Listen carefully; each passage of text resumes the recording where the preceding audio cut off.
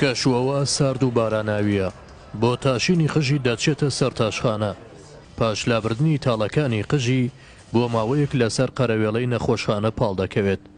ئەم چالاکوانەی ژینگە دەیەوێت لە ڕێگەیەم کارەیەوە لە ڕۆژی جیانی توشبوانی نەخۆشی ژێرپەنجە پشتیوانی و هاوسۆزی خۆی بۆ توشبوانی ئەو نەخۆشیە دەربڕێت.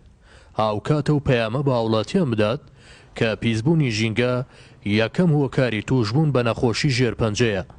بۆ کەمبوونەوەی توشبوانی ئەو نەخۆشیە داوای پاراستنی ژینگە دەکات.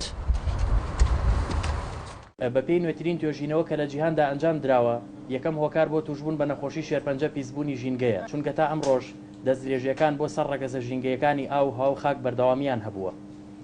بۆ ئەوەی منداڵێک نەمرێت، بۆ ئەوەی دڵی دایکێک نەسووتێت، بۆ ئەوەی فرمێسکی چاوی باوکێک نەڕژێت، با هەمومان لە ئەمڕۆدا کە ڕۆژی جیانی نەخۆشانی شێرپەنجەیە پێکەوە بە باوەڕەوە بڕیار بدەین کە نابین بە هۆکار بۆ تێکدان و شێواندنی ژینگە.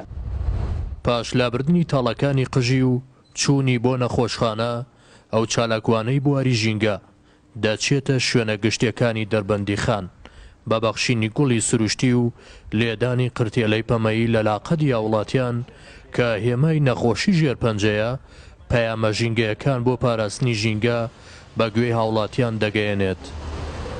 ئەم تستافە جوانش پەیامی خۆیان وەکو ژینگە پارێزی کوردستان گەیاندوە بە هاوڵاتی و بە حکوومەت.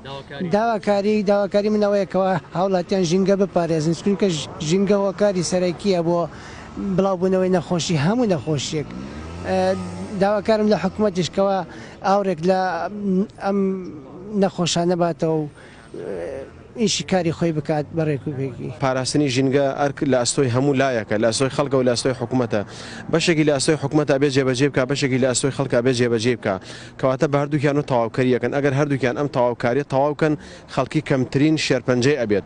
ئەوەی کە لە ئەستۆی حکوومەتە جۆری کوالیتی خواردنەکانە، ئەوانەی کەوا ئەیڵی بێتە ناو وڵاتەوە جۆری خواردنەکانە و ئەوەی ڕێگە پێدراوە ئەوەی ڕێگە پێ نەدراوە و لەسەر خەڵکیش ئەوەیەکەوە ئەوەی کە لە توانایە هەیە ژینگە پیس نەکە، واتە لە خواردنی جۆری خواردنەکانە کە بەکارێنێ لە ماڵە.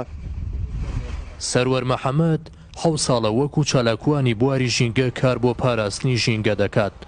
لە ڕۆژی جیانی توشبوانی نەخۆشی ژێرپەنجە قەزای دەربەندیخانی کردە شوێنی گەیاندنی پەیامە ژینگەیەکان، چونکە بە پێی ئامارەکانی نەخۆشخانەی هیوا ژمارەیەکی زۆر لە توشبوانی نەخۆشی ژێرپەنجە دانیشتوویە و قەزایەن.